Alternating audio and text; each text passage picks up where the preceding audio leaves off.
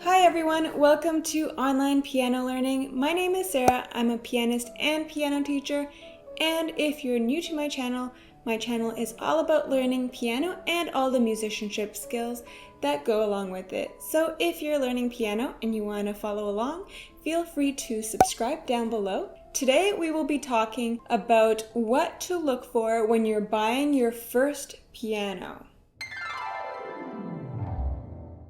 There is a variety of pianos, both digital and acoustic, so let's talk about how to figure out which one is right for you and will fit your lifestyle and your budget. The first thing you have to do is to figure out if you're going to buy an acoustic or a digital piano. Before we talk about the specific pros and cons of digital pianos, let's talk about 3 must-haves when you're buying a digital piano for your first instrument. The first thing that you're going to have to look for if you're buying a digital piano is that it has 88 keys. A smaller piano might look like a better deal, but students that buy a smaller piano usually have to upgrade again within a few months, and that is another expense, which means that they actually didn't save money in the long run. The second thing that you're going to look for when you're buying a digital instrument is that it has weighted keys. The difference between weighted keys and keys that are not weighted is that weighted keys have a depth to it. The difference between weighted keys and not having weighted keys means that you won't have any resistance to your touch and you will not be able to strengthen your finger technique. On top of not being able to strengthen your technique, it is also something that will take away from the musicality of your playing. So being able to control the touch of the key, so for example this key, I can press all the way down to the bottom and you see how it really responds to my touch. So I can make a variety of sound here. I know my piano's not on, but just so you can see how the key itself responds to my finger. The next thing you're going to look for is touch sensitivity. So what that means is that you're going to be able to play loud if you press harder on the key or faster on the key, and play soft. Not all keyboards have touch sensitivity, and this is what allows you to play loud and soft and everything in between. Without a dynamic range, there will be a lot missing from your playing. So those are the 3 things that you should look for. Adding those 3 things will increase your budget, but like I said before, if you have those things in your instrument, you will not have to buy another instrument for many, many years. A good instrument can last a lifetime. Acoustic instruments can survive for hundreds of years, and although they do need more maintenance, a good one will last you for quite a while. Let's start talking about the pros and cons of digital and acoustic instruments. Let's start with digital pianos. The first great thing about having a digital instrument is that it is portable. You can bring it anywhere, and as long as you have electricity, then you're good to go. This also means that it is smaller in size, and it doesn't take as much space as a big acoustic instrument. So it can fit into a small apartment or literally any room. The second thing that is great about digital instruments is that there is such a huge range that will fit everyone's budget.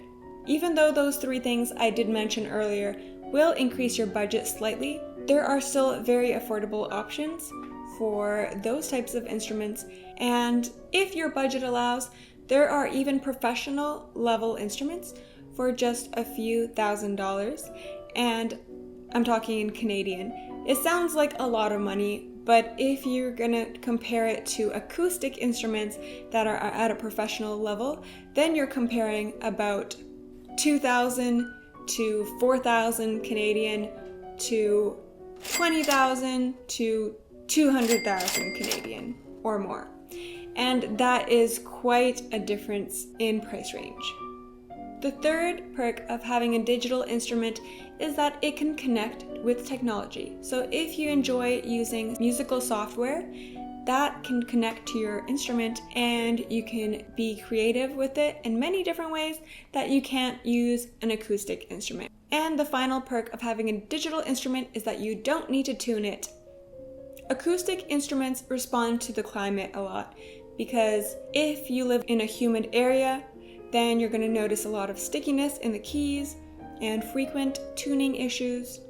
If you live in a dry area, then you're going to notice that the wood in the soundboard might start to crack.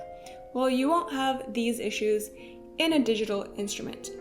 The tuning and fixing of sticky keys and everything that you need a technician for will be an additional cost aside from buying the instrument. It is recommended that students tune their piano once or twice a year. Let's quickly go through a few cons of having a digital instrument. The first thing that everyone says is, oh, it's just not the same. By that, they mean that the connection with the key is not as personalized as when you have an acoustic instrument. This is because unless you have one of the really high-end digital instruments, the key just doesn't respond to the touch as well as an acoustic instrument. If you're practicing something which requires a lot of attention to tone and color, then you might be disappointed with the results of a lower-end digital instrument. The next thing is that it requires electricity. If you're playing and the power goes out, then you can't really do much.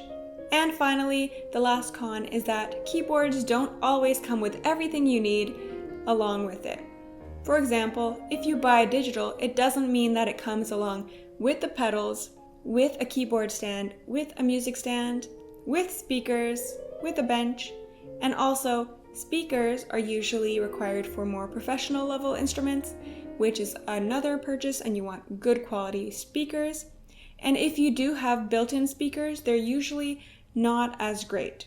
Even though a digital instrument is more portable, there are a lot of hidden expenses you might not think about.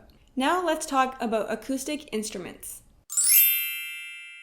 The best thing about an acoustic instrument is that you can really feel a personal connection with the instrument better because of that action in the key, the hammer hitting the string, and sound waves actually surrounding you as opposed to coming just from one speaker or two speakers, which is a different feeling. This also means that you are able to control the touch. There is also a bigger variety of touch, of course, dependent on the instrument, but on a good one, there should be. Another great thing about acoustic instruments is you can often find them free on Facebook Marketplace. However, make sure you double check first how much it's going to cost to move it to your house, and also double check if it's working. Make sure that it is not broken down and then you have to pay all that just to get it into your house and figure out it's not working. The third great thing about acoustic pianos is that you don't need electricity. So if the power goes out, then you can still keep on enjoying your music. And finally, the piano comes with everything you need. You can put your music on the music stand, you can have a bench, and you don't need speakers because the sound comes out of the instrument itself. And that is generally the great thing about an acoustic instrument. Okay, let's talk about the cons of an acoustic instrument. The first thing is it requires tuning, which is a lot of added expenses over the years. However, if you have an acoustic, please do invest in tuning it when you can, because the difference is going to be so great and you're going to enjoy your playing so much more, and you're going to be able to express yourself way better when you're playing an instrument that's in tune. Another con of acoustic pianos is that a brand new one is really expensive. So in case you're wondering what the difference is between, let's say, a $10,000 grand and an $100,000 grand, yes, there is branding that goes along with it, but generally, as someone who has played a range from the cheapest acoustic instruments to the most expensive, I would say that at a high level, you're able to control the key and make so many more colors with the instrument because it is so responsive to your touch when it's a high-end instrument. However, if you're a beginner, you might actually be intimidated by how easily the key responds to your touch. Anything that is not perfectly in control, you will be able to hear that. And then some instruments, of course, just make everything sound beautiful. But in general, I would say that's the biggest difference. So do you need an $100,000 instrument for your first piano? The answer is no. You will be fine with just a regular baby grand or upright piano or a nice digital, just something that will allow you to build on your technique and also keep expressing yourself. And finally, like we mentioned, the last con of acoustic instruments is that they're not portable and they do often take up a lot of space.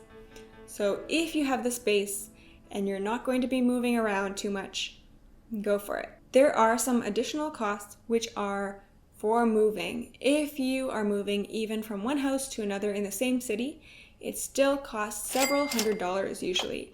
And I'm talking in Canadian dollars, but it's probably the equivalent wherever you live. I do not recommend asking your friends to move your piano for you because it is quite heavy to carry a piano and you need multiple people, and it's best that you don't risk ruining it and all that money you paid would just go down the drain. Finally, I'm going to quickly go through my personal experience, what I prefer and what I recommend for you. Right here I have a Roland. It's a RD700 GX model, which I bought, it was many years ago. It was probably about a decade ago or a little bit longer than that.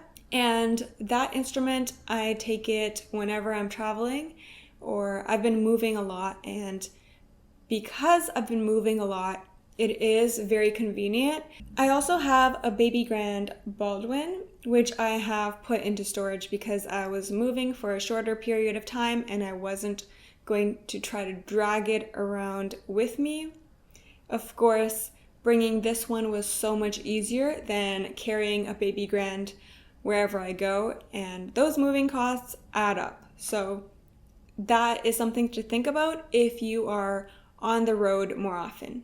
Here's my final verdict about what you should buy if you're choosing between a digital or acoustic and you are not sure which one fits your lifestyle and your budget. In my opinion, high-end digital instruments are way more valuable than old, run-down acoustic instruments. So if you have to choose between those two, I recommend going for a nice digital instrument. If you have the room and the budget to get a good acoustic instrument that is in decent shape and can be tuned, then I would say go for the acoustic instrument. And of course, if you would like to get both, add both to your collection one day. Let me know down below if you're piano shopping or if you've already bought your instrument, and if you did, tell me which piano you bought for your home studio. Anyways, I hope this was helpful for your piano shopping. Feel free to send me any questions you have down in the comments and hit the like button if you enjoyed this video.